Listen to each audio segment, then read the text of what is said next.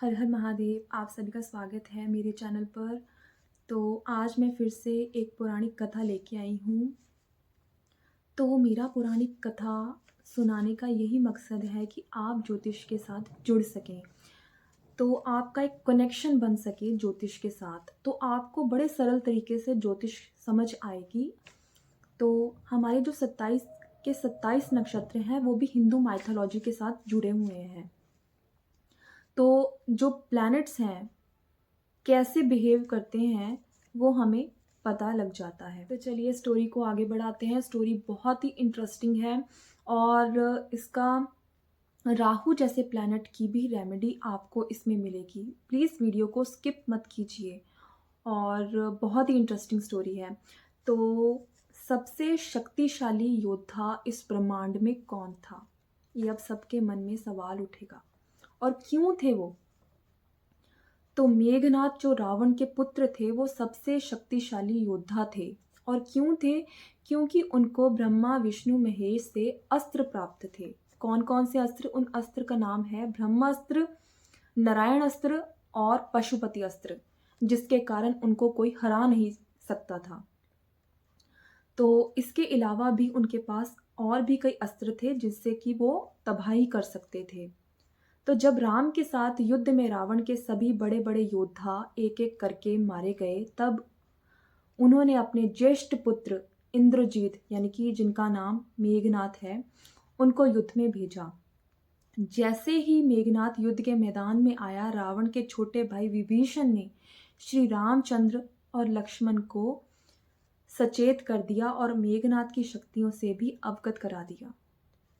इसके बाद श्री राम ने अपने छोटे भाई लक्ष्मण को मेघनाथ के साथ युद्ध करने के लिए भेजा। और लक्ष्मण स्वयं जो थे वो शेषनाग का अवतार थे, और जो भगवान रामचंद्र थे वो श्री विष्णु जी के अवतार थे। तो उनकी सहायता के उद्देश्य से वो धरती पर आए थे। तो लक्ष्मण का जो शारीरिक शक्ति थी वो कम थी, क्योंकि वो उनका मानव रूप में थे तब। और साथ ही लक्ष्मण उस समय वनवासी का जीवन भी व्यतीत कर रहे थे, जिसके कारण उनके पास रथ भी नहीं था।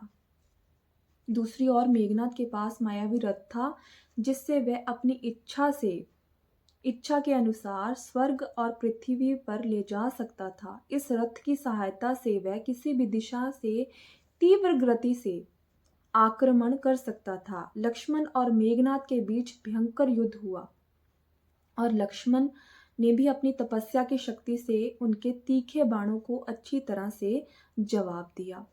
जैसे जैसे युद्ध बढ़ता गया, शाम ढलने लगी और मेघनाथ की जो शक्तियां थी वो और भी बढ़ गई। तो जैसे ही मेघनाथ की शक्तियां बढ़ गई, उसके बाद उन्होंने क्या किया कि नागपाश अस्त्र को आसमान में दागा और श्री रामचंद्र जी और लक्ष्मण जी उसमें बंध गए। और सारी वानर सेना जो थी वो घबरा गई। अब क्या होगा, क्योंकि इस अस्त्र को स्वयं ब्रह्मा जी ने बनाया था और ये अस्त्र इतना शक्तिशाली था कि बिना जान लिए ये वापस नहीं आ सकता था। तो उसके बाद क्या हुआ कि हनुमान जी को इसका हल पता था कि गरुड़ जी के पास ही इसका हल है।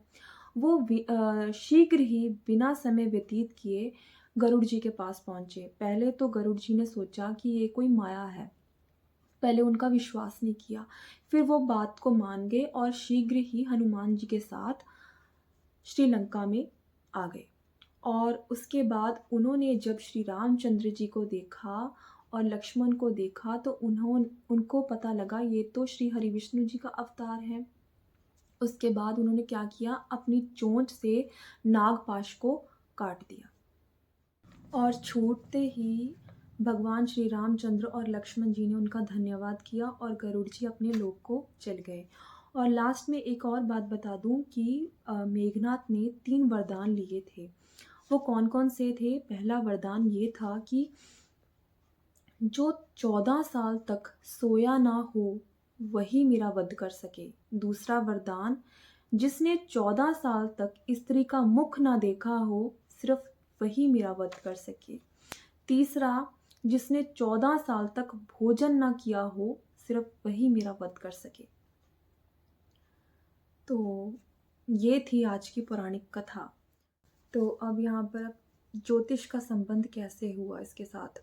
तो चलिए मैं आपको बताती हूँ कि एज़ पर लाल किताब, जो अगर मंगल द्वादश भाव में बैठा हो, राहु कहीं भी आपका कुंडली में किसी भाव में भी हो, अब आपको तंग नहीं करेगा।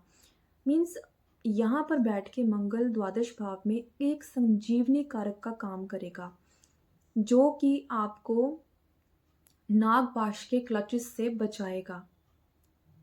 तो अगर तो आपने यहाँ पर अपना मंगल खराब यानी कि डिस्ट्रॉयड कर लिया है, तो इट एक्ट्स लाइक राहु, वो राहु की तरह एक्ट करेगा। तो मंगल बद भी बोलते हैं इसे लाल किताब में। अगर तो आपका मंगल अच्छा है, मंगल नेक है, तो आपका मंगल एक्ट करेगा जुपिटर की तरह। तो लास्ट में एक राहु की आपको रेमेडी भी बताऊंगी बहुत अच्छी। अगर तो किसी की राहु की महादशा चल रही है या अंतर्दशा चल रही है, तो आपको क्या करना चाहिए। सबसे पावरफुल रेमेडी है ये, कि अगर तो आपको राहु ज़्यादा तंग कर रहा है, तो आपको रसोई में बैठ के ही खाना खाना चाहिए, क्योंकि जो राहु होता है वो मंगल से डरता है। और सेकंड, आप जो दुर्गा माता है, आपको जितनी हो सके उनकी आराधना करनी चाहिए अपनी राहु की महादशा में। तो दुर्गा माता आपका बचाव करेगी राहु से। तो होप करती हूँ आपको ये वीडियो अच्छी लगी हो।